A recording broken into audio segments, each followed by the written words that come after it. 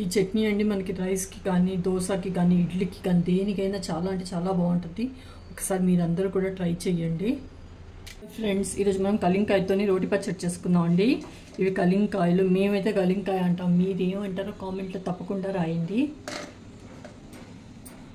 First అండి దీనికోసము నువ్వులు వేసుకుందాము. ఒక 3 టేబుల్ స్పూన్స్ వేస్తున్నాను.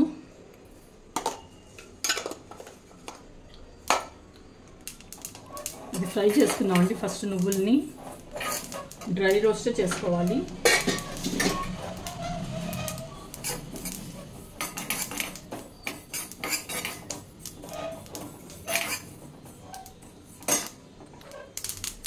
ఇవి నువ్వులు రోస్ట్ అయిపోయాయండి, తీసేస్తున్నాను.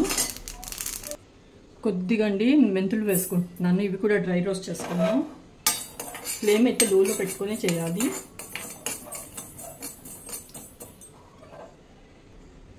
ఈ మెంతులు కూడా రోస్ట్ అయిపోయాయండి, తీసేస్తున్నాను. ఇప్పుడు పచ్చిమిరపకాయలు కూడా వేసేసుకుంటున్నాను.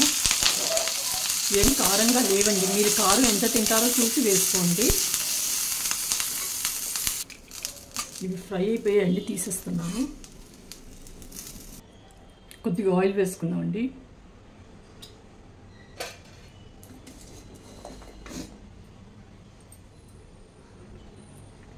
ఇవి కలింకాయలు కదండి, కనిపిస్తున్నాయి కదా మీకు, అవి వేసేస్తాను ఇక్కడ.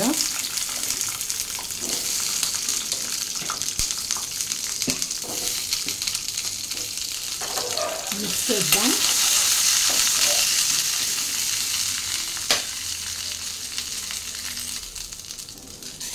ఇప్పుడు మూత పెట్టేసుకుందాం అండి.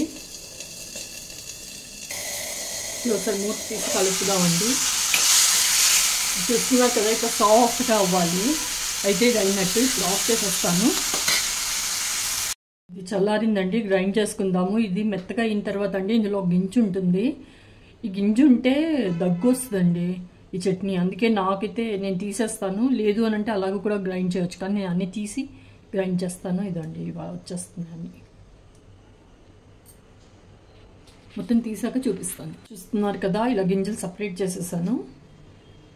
ఇది ఫ్రై చేసాం కదండి మెంతులు, ఇప్పుడు ఇందులోకి వేసేస్తాను. నువ్వులు కూడా వేసుకుందాం అండి. ఇప్పుడు గ్రైండ్ చేసేస్తాం. పసుపు కూడా వేసుకుందాం. మిర్చి వేసేస్తానండి. ఉప్పు కూడా వేసుకుందాం. ఇది కూడా వేసేస్తాను. ఇప్పుడు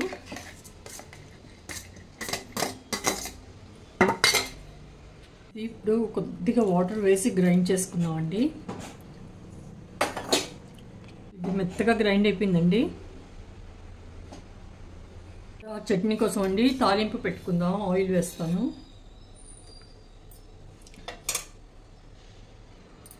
ఆవాలు వేసుకుంటున్నానండి. అలాగే జీలకర్ర వేస్తాను. కొద్దిగా మెంతిపొడి అండి. కొంచెం ఇంగు కూడా వేసుకుందాం.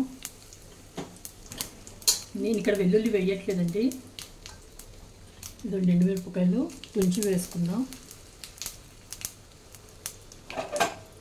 అయిపోయింది. అంటే క్రాకిల్ అవుతుంది. దీనికి ఇప్పుడు తాలింపు వేసేసుకుందాం అండి. ఇందాక చేసాను కదా, అది వేసేస్తాను. ఇది 3 రోజులైనా ఫ్రిడ్జ్లో పెడితే పాడవ్వకుండా ఉంటుందండి. అందరూ ఒకసారి ట్రై చేయండి, ఎలా కుదిరిందో చెప్పండి. నాకైతే ఇది వేడి అన్నము విత్ నెయ్యితో తినడం చాలా ఇష్టము. మీరేమంటారో కామెంట్లో తప్పకుండా రాయండి. ప్లీజ్ అండి లైక్ చేయండి, షేర్ చేయండి, సబ్స్క్రైబ్ చేయండి అండి నా ఛానల్ని.